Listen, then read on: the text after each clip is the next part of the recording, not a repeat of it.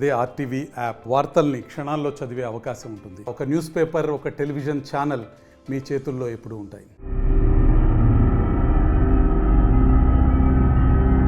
ఫిబ్రవరి 29 తర్వాత Paytm పనిచేయదా? Wallet UPI సర్వీసులు నిలిచిపోతాయా? Reserve bank ఆంక్షల నేపథ్యంలో పేటీఎం వినియోగదారుల్లో ఒకటే టెన్షన్. మరి పేటీఎం వ్యవస్థాపకుడు సీఈఓ విజయశేఖర్ శర్మ ఏమన్నారు? నిజంగానే పేటీఎం కథ కంచికి చేరిందా? ఇప్పుడు తెలుసుకుందాం.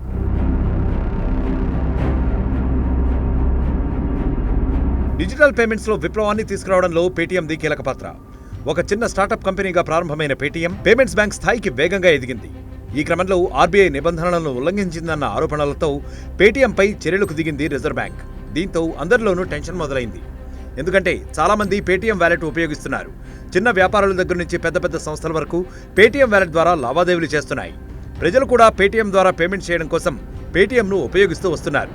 అయితే ఇప్పటికిప్పుడు పేటీఎం వ్యాలెట్లో ఉన్న డబ్బుకు ఎటువంటి ఇబ్బంది లేదు. కానీ ఇకపై అందులో డిపాజిట్ చేయడం కుదరదు. ఇప్పుడు ఉన్న బ్యాలెన్స్ వాడుకునే వెసులుబాటు ఉంది. ఇక్కడ ఇంకో విషయం ఏమిటంటే పేటీఎం నుంచి మనం యథావిధిగా పేమెంట్ చేయవచ్చు. అంటే మనం మన బ్యాంక్ అకౌంట్ ద్వారా పేమెంట్ చేస్తాం. డబ్బు మన అకౌంట్ నుంచి అవతల వారికి చేరుతుంది. అందువల్ల దీని విషయంలో ఎటువంటి ఇబ్బంది లేదు.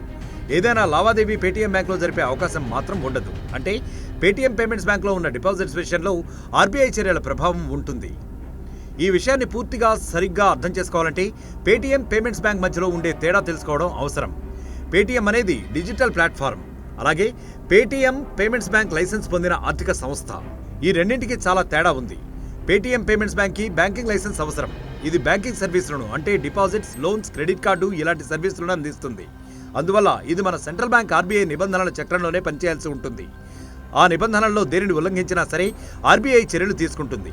ఇక పేటీఎం డిజిటల్ ప్లాట్ఫామ్ విషయానికి వస్తే ఇది ఎటువంటి డిపాజిట్లు నేరుగా తీసుకోదు, లోన్స్ నేరుగా ఇవ్వదు.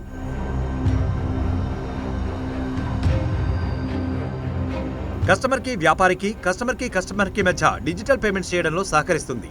దీనిలో చేసే బిల్ పేమెంట్స్ వంటివి కస్టమర్ బ్యాంక్ అకౌంట్ నుంచి జరుగుతాయి. అందువల్ల దీనికి ఆర్బీఐ బ్యాంకింగ్ నిబంధనలు వర్తించవు.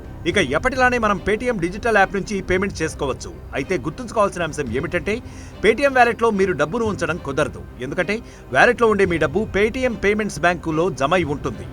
ఇప్పుడు ఆర్బీఐ చర్యలు తీసుకున్నది పేటీఎం పేమెంట్స్ బ్యాంక్ పైన. అందువల్ల వ్యాలెట్లో ఏదైనా బ్యాలెన్స్ ఉంటే దానిని మీరు మీ బ్యాంక్ అకౌంట్కి ట్రాన్స్ఫర్ చేసుకోవాలి. మరోవైపు రిజర్వ్ బ్యాంక్ విధించిన ఆంక్షల వల్ల పేటీఎం షేర్లు ఒక్కసారిగా కుప్పకూలాయి. ఒక్కో షేరు ధర 20% వరకు క్షీణించి ఎన్ఎస్ఈలో 6 వారాల కనిష్టానికి చేరుకుంది. దీంతో కంపెనీ మార్కెట్ $1.2 బిలియన్ నష్టపోయింది. 2021 నుంచి కంపెనీ ఫామ్లోకి వచ్చిన తర్వాత అత్యంత చెత్త ట్రేడింగ్ను గురువారం నాడు నమోదు చేశాయి.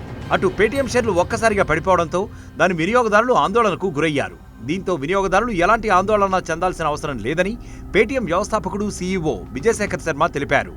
తమ కంపెనీ ఇతర బ్యాంకులతో మాత్రమే పనిచేస్తోందని, ఇది పేమెంట్స్ బ్యాంక్ కాదని స్పష్టం చేశారు. రిజర్వ్ బ్యాంక్ ఆంక్షలు కంపెనీ మార్కెటింగ్, ఫైనాన్షియల్ అంశాల కారణంగా సేవల వల్ల వ్యాపారం ప్రభావితం కాదన్నారు. ఊబర్ తర్వాత దేశంలో అత్యంత వేగంగా దూసుకెళ్లిన స్టార్టప్ కంపెనీ పేటీఎం. 2016 నవంబర్లో మోదీ పెద్ద నోట్లను రద్దు చేసిన తరుణంలో పేటీఎం చాలా వేగంగా మార్కెట్లో ప్రాచుర్యాన్ని పొందింది. డిజిటల్ చెల్లింపుల విభాగంలో కొత్త ఒరవడిని సృష్టించింది. మరిన్ని వీడియోస్ కోసం ఛానల్ ని సబ్స్క్రైబ్ చేయండి. లేటెస్ట్ అప్డేట్స్ కోసం వాట్సాప్ ఛానల్ ని ఫాలో చేయండి. అండ్ లింక్ డిస్క్రిప్షన్ లో ఉంది.